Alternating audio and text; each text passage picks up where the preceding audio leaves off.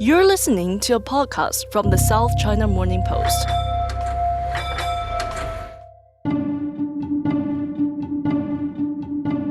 Interplanetary space travel, drugs generated by artificial intelligence, hypersonic aircraft traveling at more than 5 times the speed of sound. You might have seen these sorts of futuristic developments in films created with fancy computer-generated images, or maybe you read about them in sci-fi books. But in China, scientists are turning science fiction into science fact. This is Inside China. I'm Jasmine Se. To discuss China's scientific accomplishments, I sat down with our science editor, Stephen Chen, and our science reporter, Holly Chik. Can they build it? We don't know. But judging from what we have seen over the last 20 years, the chance is not low. And no, China doesn't have a starship named Enterprise, but they are definitely boldly going where no one has gone before. Ready for warp, sir. Let's punch it.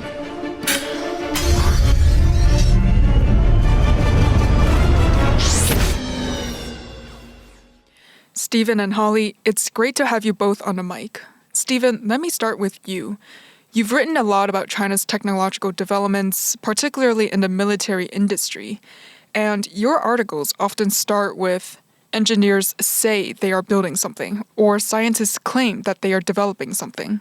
But how often do these projects actually end up being used by the Chinese military? I can give you one example. I've been covering science for the scmp for a long time. I started almost 15, 16, 17 years ago. And have you heard about a nuclear reactor for spaceship, for long distance, interplanetary space travel? It sounds like a science fiction, right? About 3 or 4 years ago when I first heard about this, I was like, this is not going to happen. This kind of project must not be realistic, because they are trying to build a very large reactor, 1 megawatt, and it's 7 times more powerful than what was being developed by NASA. And China has not put any nuclear space reactors in space before. So to me, it looks like a step that it's too big. But the source is very solid. So we did a story anyways. And now I think last month, there was a paper coming out. And they built a prototype. So in just a few years, it came from paper to something solid that you can see it. It occupies an entire room. A very impressive device. It is not in space yet, but they will build a prototype. They tested its working mechanism, which was unique. It was completely different from what was being adopted by NASA. And because to make a nuclear reactor work in space is a completely different business from what's happening here on Earth. All the components need to be lightweighted, and they need to operate for more than a decade without any human intervention. And it needs to be very durable, and it can resist the strong radiation from space. And the energy conversion efficiency must be very high. At the same time, because nuclear reactor can generate a lot of heat, they need to get rid of the excessive heat as efficiently, as quickly as possible. Otherwise, they can have a meltdown of the nuclear reactor. So the entire project is extremely challenging and sophisticated, and that's why NASA started with building a relatively low-power nuclear reactor for the Artemis program on the moon. But China, they started it, they said, well, we want to go with 1 megawatt. The reason is that it was not just for the moon, but they are aiming for the Mars. 10, 9, and to drive a spaceship 7, from the Earth to 6, Mars, 5, you need a 4, reactor 3, that can provide enough 2, thrust. 1.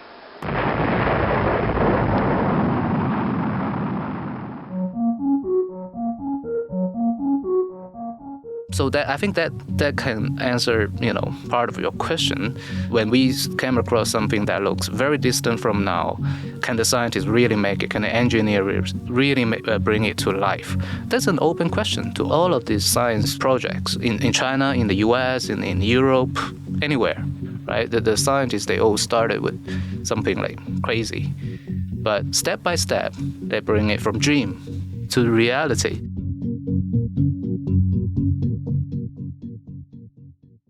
Another example is also related to the nuclear technology, is the molten salt reactor that use thorium as fuel. It is not using uranium, but thorium. Thorium is a material for nuclear fission which is much more abundant than uranium on Earth, especially in China. China does not have much uranium. This kind of reactor does not need water for cooling, and it can be built in a very small size. In fact, during the Cold War, the United States even wanted to put it on an airplane to build an atomic-powered bomber that can fly around the Earth for many, many days, even for months, without refueling. So this kind of thorium molten salt reactor, it was quite challenging to build because the salt can cause very severe erosion on the pipelines in the machine. And so after some very heroic efforts, that the U.S. researchers, they gave up. They said it's not economical. Although there are some different opinions, some said, well, it was a huge success. It was just because the government and the military, they stopped funding it, that the project was canceled in the U.S. But anyways, it was dead in the U.S.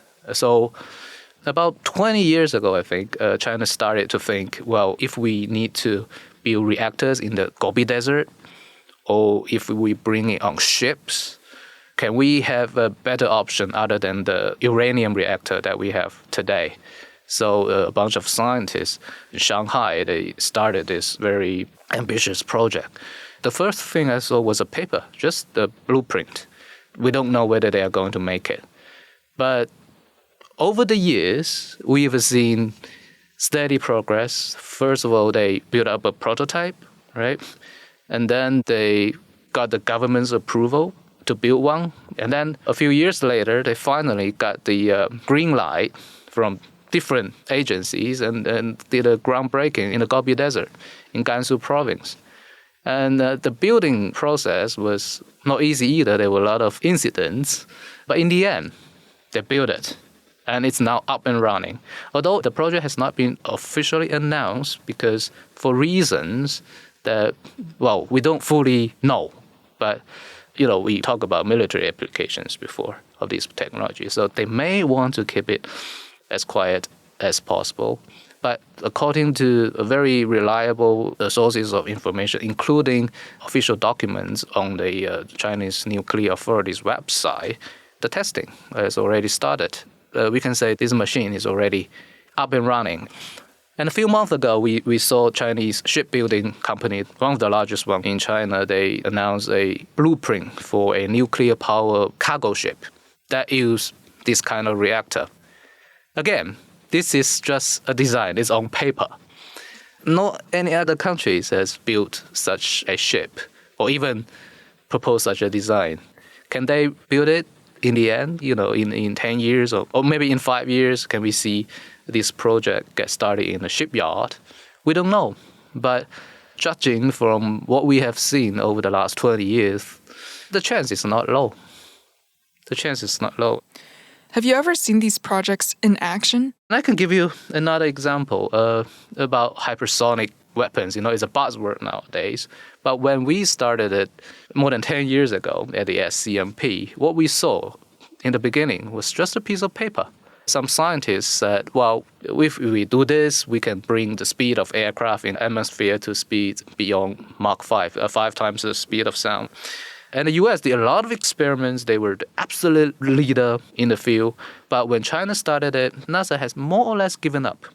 One hypothesis is that after the collapse of the Soviet Union, the United States does not see the urgency in developing this kind of technology because they already have the world's most powerful military and they have stealth bombers. They don't need to take missiles or aircrafts to such an extreme speed in the atmosphere, although they have tried.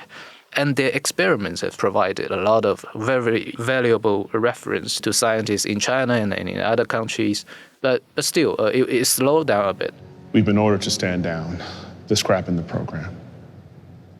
They say we fell short. The contract threshold is Mach 10. Mach 10 is supposed to be in 2 months. Today's test point is Mach 9. Well, that's not good enough. When it started in China, I still remember when I asked some experts, you know, do you think they're going to make it? The answer that I got were mostly like, no, it's impossible. Why? Because we don't have the material to withstand the heat that would be generated when you are going at such a high speed in the atmosphere. It's like it can up to like 3,000 degrees Celsius. They said, well, there's no material that can withstand this kind of heat and pressure for a long time. To make a hypersonic missile to fly a long distance in the atmosphere at such a high speed was a science fiction. But now, if you're asking me whether I have seen a hypersonic weapon in action, I can say both yes and no. Because I base most of my time in Beijing, and even in Beijing, I've seen China tested some of its new hypersonic vehicles. We could see this in the night sky, these kind of very strange curves made by these vehicles. But we have never been invited to any kind of these tests, of course, because it's so far the hypersonic technology remains mostly in military applications, and these projects are mostly classified.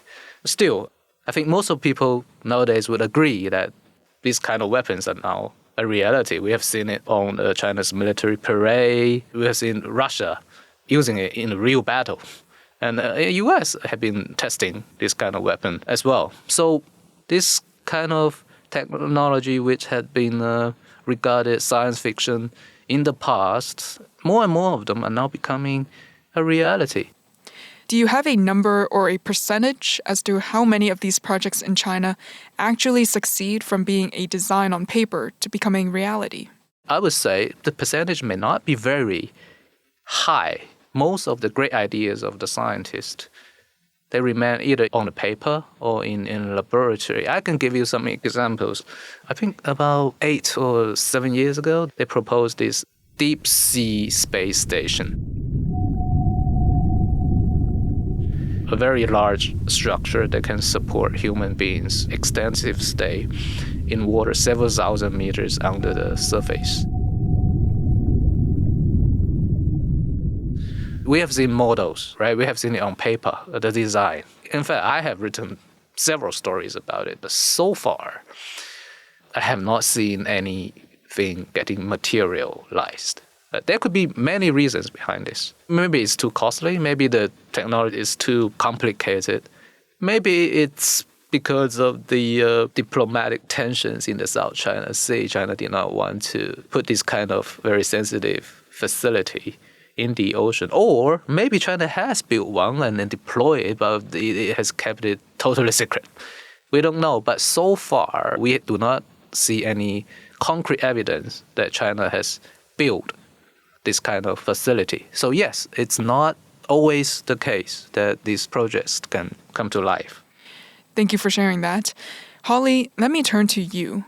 AI has been the talk of town since the launch of OpenAI's ChatGPT. We've made several podcasts together about that, but you've also been reporting on how China has been using AI for research and experiments other than large language models. Can you tell us, how are Chinese scientists utilizing AI? Yeah, Jasmine, I remember last year when we were talking about AI, it's all about ChatGPT and generative AI, and also like how our jobs would be at risk. Are we going to be all replaced by AI? But I mean, it's been a year and we're still here talking. So it seems that AI brings a lot of opportunities for us and for scientists as well. So one of the stories that actually caught my eye last year was that a group of scientists in China developed an AI chemist that can create catalysts for oxygen production on Mars from meteorites on the red planet. And the cool thing about this is that for humans to do that, it could take around like 2,000 years for them to screen more than like 3 million samples or possibilities. But then AI did it in just 2 months. So we could see how fast this is, right? Mm-hmm. For AI to be actually helping us in what, our space ambitions, or, just helping researchers in their work because of its speed and productivity. It's a robot. It doesn't really need to sleep, right? Terminator is out there. It doesn't feel pity or remorse or fear. and it absolutely will not stop. Ever. Another very cool thing in Hong Kong, actually, is that a team of scientists created an AI algorithm that can design dental crowns. So, our teeth sometimes break because of injuries, maybe, when you're playing basketball and somebody hit you. So AI could actually design a personalized dental crown for you in around 3 seconds. But then it would take around 15 to 20 minutes for a human designer to do that. So again, another example of AI could speed up our work and help us in our daily lives. Well, Mars might be a little far away from us, but for teeth and pharmaceutical industries, there are lots of implications and applications.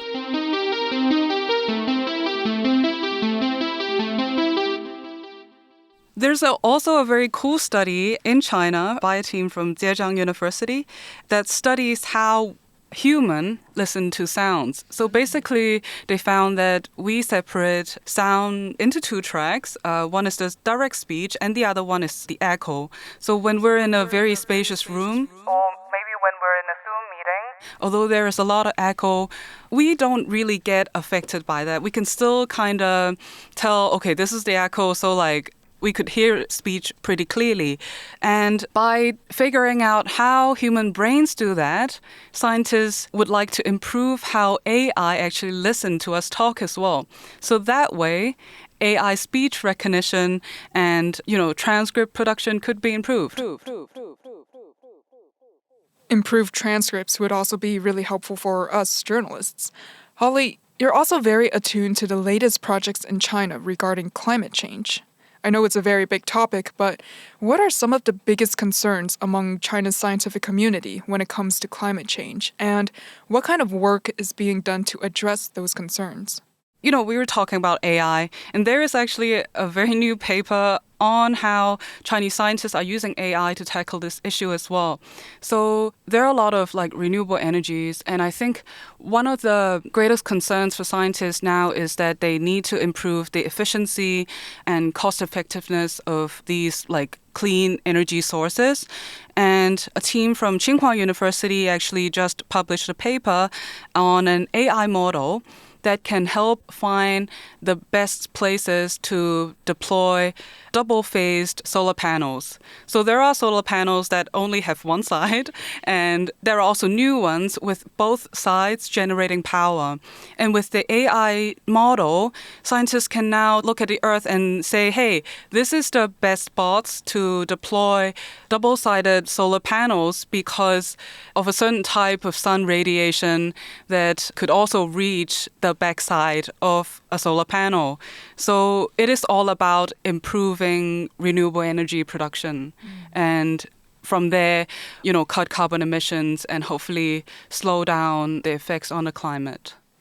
So science doesn't really exist without creativity. Only those who think outside of the box are able to come up with new inventions and new solutions. That being said, what have been some of the most creative, most innovative experiments or projects in China that you both have reported on? Stephen, let me start with you. Well, personally, I would opt for the use of AI to fight corruption. Although the use of this technology is a bit controversial. When China started it from some small cities, in the beginning, the officials were like, no, it's off limit. The way they are doing this is not that the officials can feel the existence of AI in any ways. And that's what makes them uncomfortable. The AI is invisible, but it's so powerful. It can automatically monitor all the government-related databases, including personal information of these officials. So if the high school classmate of a senior official in a county government won a bid in government contracts, then the AI could identify this possible connection between this official and his high school classmate.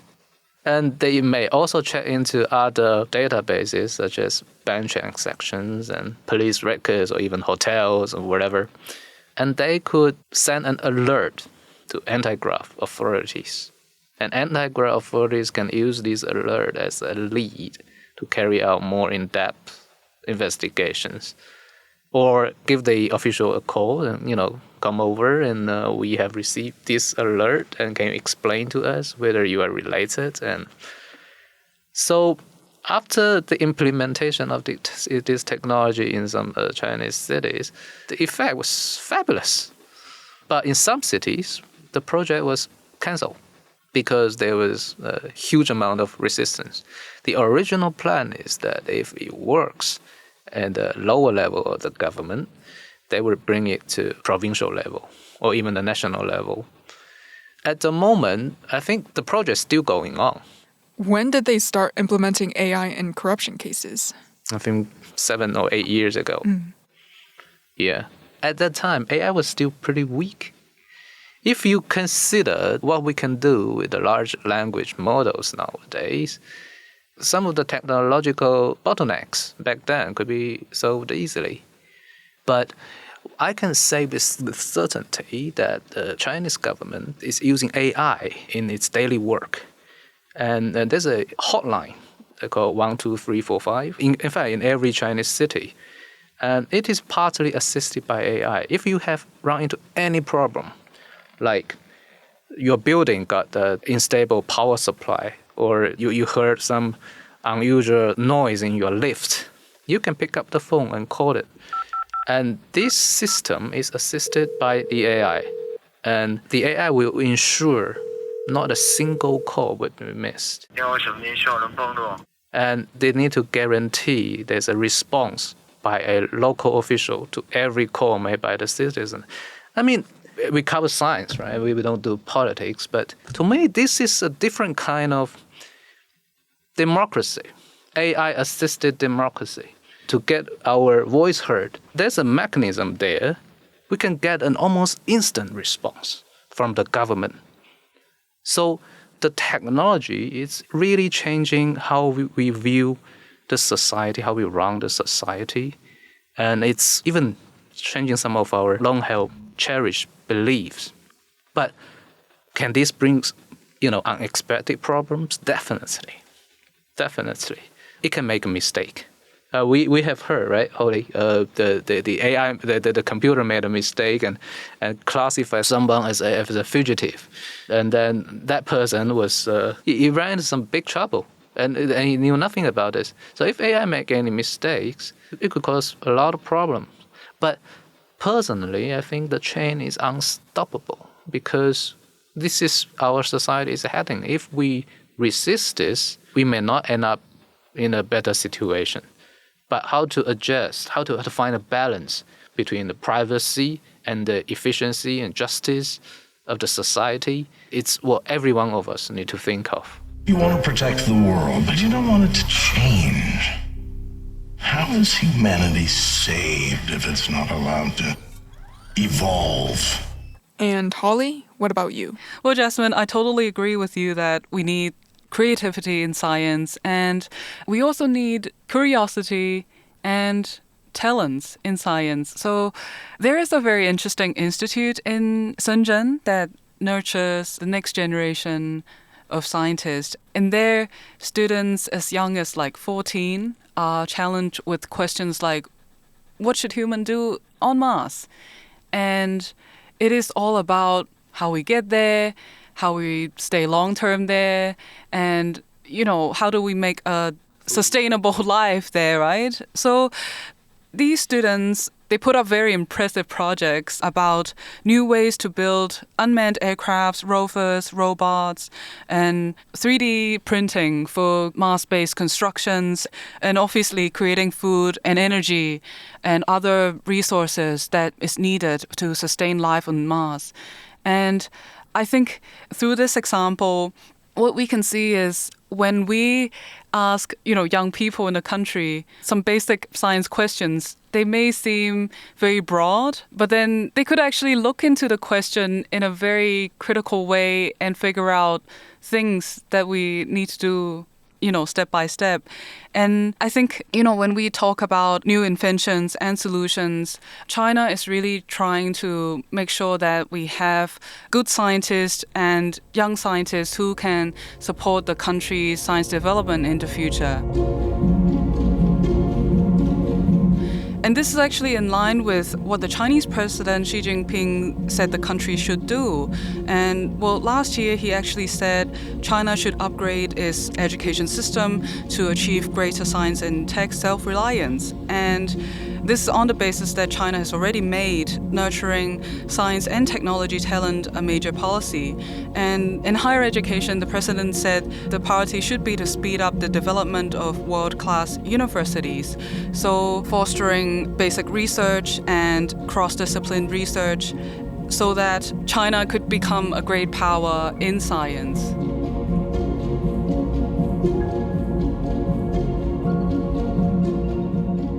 That was Stephen Chen and Holly Chik.